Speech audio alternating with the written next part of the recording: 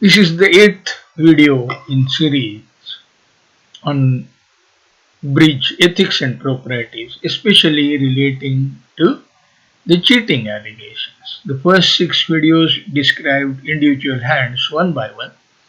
The seventh, I read out the letter from the OK Bridge Ethics Committee and the reply of the expert. The OK Bridge Ethics Committee terminated the membership of the expert, and I, for one, felt helpless about it, and so did the expert, and that I am reasonably certain that there was no untoward, uh, there was nothing suspicious in what the expert played.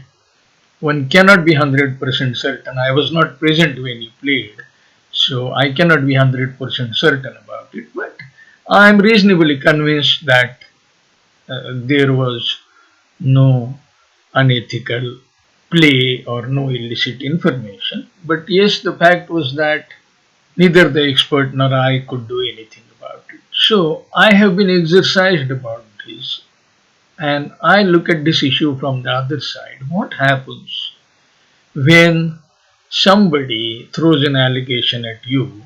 That somebody could be a single person, could be a committee, could be a group of experts or whatever. How can you defend an allegation? Do you have simple and efficient mechanism available that you can use to defend your actions? I posted my question on Bridge Winners, and I'll read out what I posted and some of the salient responses. So I said, let us assume that a pair in a remote club faces a cheating allegation that relates to exchange and use of some unauthorized information. The possibilities are the pair did actually cheat. Second possibility is the pair did not cheat. However, the accusers had a genuine reason to believe they did. Third possibility is someone had a grudge against them and thought that this would be a good tool to use. So a committee gives them a set of deals where their actions were thought to be based on dubious rationale.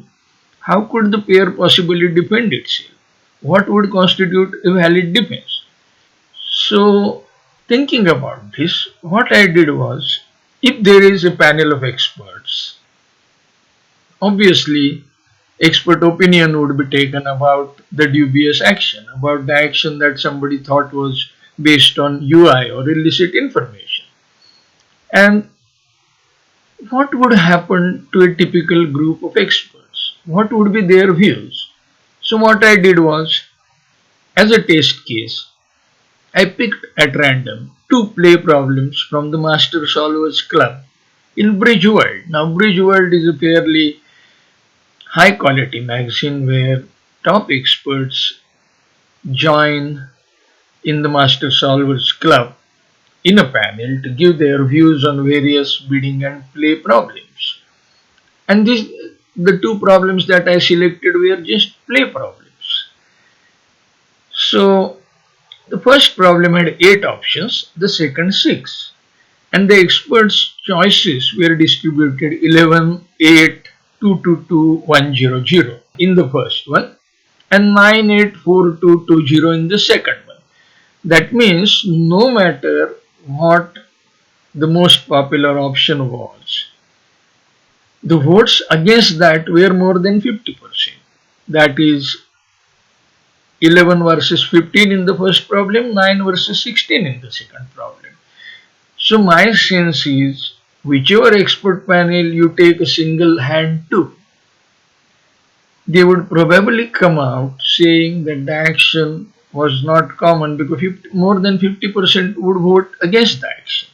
So I'm curious to know what other experts think about this one. Note that there is a considerable chance that the procedure could be used vindictively unless it is properly understood and unless it offers a realistic chance to the defenders.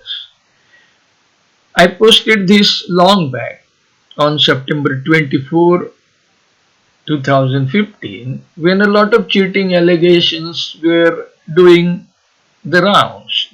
So the talk in the air was about cheating. Of course, I am more concerned about the common simple player who just plays his game for fun, entertainment, or brain food, or whatever. And there are many such good players like that. And if a letter comes to any one of them with such an allegation, what would that player do? Anyway, here are some of the responses. So, Chris Gibson said that ask for a further explanation of the method they are believed to be using to cheat, which is about the technique that the committee that presents the allegation believes was used. Second is, he says, explain the action they took on the boards presented, but this doesn't really wash in my opinion because there are always experts who wouldn't agree with that. Third, show the rest of the boards from the set, not just the selected hands, including both failures and successes. Highlight the hands where the alleged method of cheating type of information being passed would have helped and give the result of those. Kit Woolsey wrote an article a couple of weeks back about using statistics, and he used the term absolving cases. So yeah, okay. So if you have a list of absolving hands, it might help. But whether it will actually get you across in proving that you didn't do anything wrong, I have my own doubts. Anyway, here is one more response. Mike Summers Smith, he read the book on story of an accusation and Great British Scandal. And the first time he was very impressed. And he goes on to say that the book consists in equal parts of smokes and mirrors and modified hand waving, etc. Anyway, Rees's account, the Rees was the accused, is self-serving and I don't trust it at all. Okay, so whatever he says about the accounts of various people. But then on his second reading, he says, however, on my later rereading of Truscott, precisely one hand in the whole book got my spidey sense tingling. That is not enough for a conviction. I have my own opinion on the pair, but what they did or did not do was 50 years ago and is irrelevant to current issues. But it is absolutely essential to look at every hand and not to cherry pick for how they could do this on only some of the hands. Okay. So this is second opinion. Here is third opinion. Keep in mind that bad bridge is not illegal. Sometimes bad bridge works. The important point is the behavior of, or the manner media of communication must exist to make a set of unexpected results conform to cheating. No method, no communication, no cheating proven. So Steve Moise is placing the onus of proof on the people who are making the allegations, and that proof should be in terms of the method of cheating. What was the method of cheating? So this is completely different from looking at bridge hands to prove something. There is one other point of view which is also interesting. That comes from Stan Abrams. He says, but suppose you don't want, this is about the person, the accused, explaining his logic. The question is, should he begin to explain his logic? What are the problems with it? Apart from the fact that experts won't agree, here is another view. But suppose you don't want to explain the logic, as then you will lose your edge. I read the book about defensive leads against Notre Dame, which was published after the authors had spent hours doing computer simulations. But suppose they had not published and they found all these great leads. Without an explanation, they might get banned. Is that what we want? This argument, I find it extremely interesting, and this is an argument that is pro innovation. Somebody who spends time and energy analyzing deals, figuring out the right way to go about things, analyzing deals, identifying patterns, and then actually designing his actions based on that analysis. Would you expect that person to explain his reasoning and the work that he did for free? Is that what you would like? Wouldn't that make Breach too cheap? I like that argument. Now, Yevdit Hasin, in her post, had said that bridge experts can effectively argue in favor of their choice, whether it is right or wrong, good or bad. We all know of partners and teammates who will defend their mistakes knowing, and each of us must have done the same umpteen times. Finally, Tom Reynolds, who now conducts very successful and very popular tournaments, I have found his arguments very compelling, not only in this case, but in general about cases of cheatings of different kinds. And in general, I'm not buying that any statistical analysis works without a double blind experimental process. Once you present a set of hands presumably show cheating, investigators are predisposed to find cheating. This is why medical trials utilize placebos and the subjects don't know if they are taking the drug or the placebo. So, absent discovery of the signaling mechanism or a double blind process, my response would be basically no comment. That means he is saying that if a letter comes to you with such allegations, the best way to reply is say no comment, unless the letter actually points out the tool, the methodology by which you got that illicit information. And then, of course, you can say, okay, no, this is not the method because this is what my environment was, or whatever, or whatever. So, that is not about the breach actions, play, or bidding, or anything. That will be about the gadgets used or whatever communication media used or whatever. When it comes to breach, Tom Reynolds also suggests that the best course of action for the accused might be to just say no comment.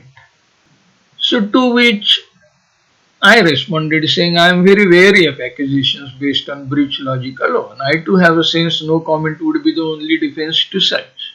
I am presenting all this to you because I really cannot figure out if there is a good tool available to the accused to prove his innocence.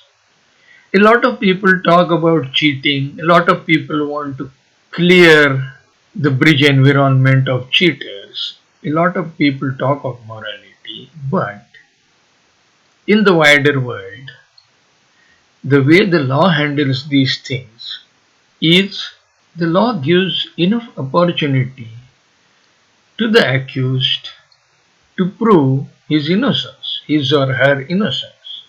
And the law also takes a view that all cheaters cannot be punished, all wrongdoers cannot be punished, and that it is much better to let some cheaters, some wrongdoers go free rather than to punish innocents.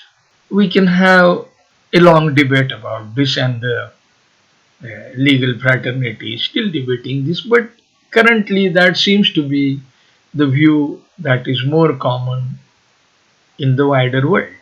Anyway, I have presented all this to you so that you have a balanced view, a view from the other side where the accused might find that he is helpless to defend these allegations.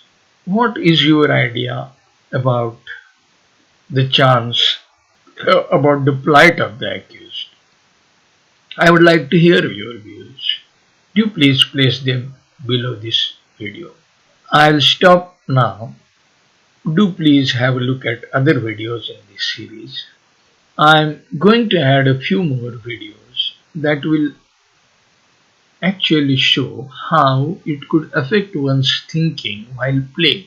So, if there is an environment where anybody and everybody is encouraged to point finger towards other, saying that, oh, this is the hand where I was cheated and this is what happened, etc., etc., then some people at least might feel pressurized to take that into account and not take actions that are way out of ordinary actions, and the game would suffer.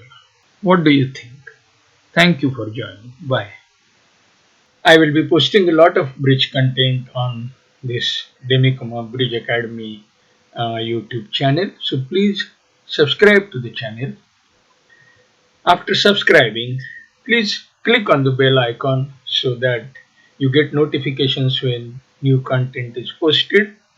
Also, please post your comments and questions in the space below the video. I'll be happy to answer your questions. Finally, if you like a video, please click on the like button. That makes me feel good. Thank you very much. Bye.